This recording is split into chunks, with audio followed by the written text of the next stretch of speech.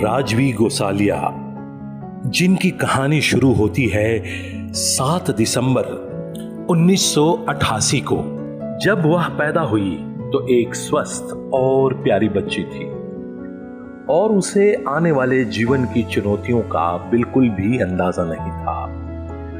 उसके माता पिता भी नहीं जानते थे कि उनकी जिंदगी जल्द ही एक नए मोड़ पर आने वाली है।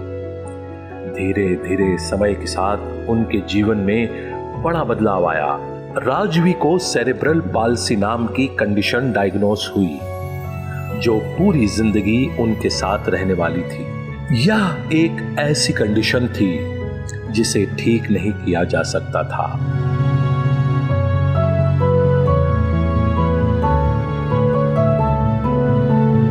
उसके माता पिता इस मेडिकल कंडीशन के बारे में कुछ भी नहीं जानते थे और समाज में भी इसके बारे में बहुत कम जानकारी थी। लेकिन इन सारी कठिनाइयों के बावजूद राजवी के परिवार ने इस स्थिति को सकारात्मक तरीके से अपनाया। उनकी इंटेलिजेंस पर कोई असर नहीं पड़ा, लेकिन उन्हें व्हीलचेयर का सहारा लेना पड़ा। हालांकि असली चुनौतियां अभी शुरू हो रही थी। राजवी की एजुकेशन को लेकर बहुत ही मुश्किलें पेश आ रही थी। कई स्कूलों ने उन्हें एडमिशन देने से मना कर दिया, लेकिन राजवी की मां ने ठान लिया था कि वो अपनी बेटी को पढ़ाएंगी। मां ने हार नहीं मानी, क्योंकि कहते हैं ना कि जहां चाह होती है वहां राह भी होती है। आखिरकार एक छोटे से स्कूल ने राजवी को एडमिशन दिया। राजवी पेंसिल तक ठीक से पकड़ नहीं पाती थी, लेकिन उसकी व्हील पावर इतनी स्ट्रांग थी कि उसने सब कुछ मुमकिन कर दिखाया और 12वीं की पढ़ाई मुकम्मल की। इस सफर में राजवी को कई चैलेंजेस फेस करने पड़े। एग्जाम्स के लिए राइटर की व्यवस्था करनी पड़ी और उस समय कोई भी असिस्टिव टेक्नोलॉजी उपलब्ध नहीं थी। फिर भी उसने हार नहीं मानी। लेकिन स्कूल के बाद जब कॉलेज की बारी आई तो कोई कॉलेज उन्हें एडमिशन देने के लिए तैयार नहीं था। फिर भी राजवी ने अपना ग्रेजुएशन एक्सटर्नली पूरा किया और इकोनॉमिक्स में डिग्री हासिल की। अपनी पढ़ाई खत्म करने के बाद राजवी ने जॉब ढूंढने की कोशिश शुरू की।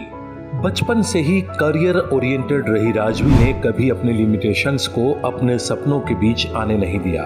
हालांकि एक व्हील चेयर यूजर के लिए जॉब ढूंढना आसान नहीं था, लेकिन उन्होंने कभी हार नहीं मानी और फोकस्ड रही।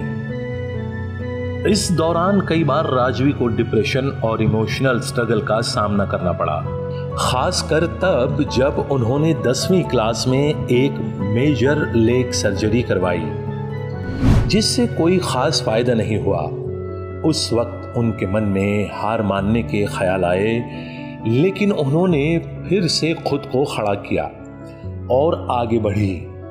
उनकी बहन और परिवार के सपोर्ट ने उन्हें मजबूत बनाया।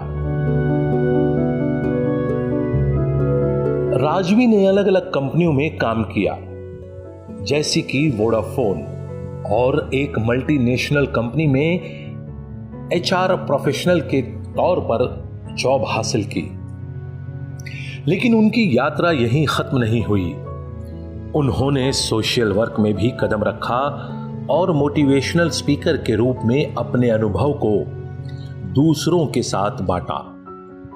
इस दौरान कुछ लोग उनके व्हील चेयर पर होने के कारण पॉलिटिक्स भी खेलने लगे, लेकिन राजवी ने कभी पीछे मुड़कर नहीं देखा। उन्होंने हमेशा पॉजिटिव रहकर आगे बढ़ना जारी रखा। अलग अलग कंपनियों में काम करते हुए नए नए अवसर तलाशे। इस दौरान राजवी की मुलाकात नीरव शाह से हुई। यह मुलाकात गरबा फंक्शन में हुई और नीरव उनकी कहानी से बहुत प्रभावित हुए। राजवी ने उन्हें अपने मोटिवेशनल स्पीकर और लाइफ कोच बनने के सपने के बारे में बताया और नीरव ने उनकी पोटेंशियल को पहचानते हुए उन्हें गाइड किया। नीरव ने उनके सफर में उन्हें हर मौके पर सही सलाह दी और उन्हें आगे बढ़ने में मदद की। कोविड-19 महामारी के दौरान राजवी ने अपने एंटरप्रेन्योरियल स्किल्स का इस्तेमाल करते हुए मास्क बनाना शुरू किया और इन्हें बेचकर CSR एक्टिविटीज में डोनेट किया। उनके प्रयासों को लोगों ने सराहा और अलग अलग एग्जीबिशन में उन्हें अच्छा रिस्पांस मिला। इससे राजवी और उनके माता पिता को और प्रोत्साहन मिला।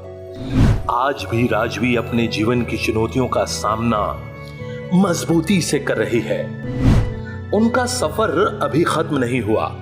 वह एक TEDx स्पीकर बनने का सपना देख रही हैं। एक ग्लोबल स्पीकर के रूप में अपनी कहानी दुनिया को बताना चाहती हैं और अपनी जिंदगी पर एक फिल्म बनाना चाहती हैं। उन्हें विदेशों में यात्रा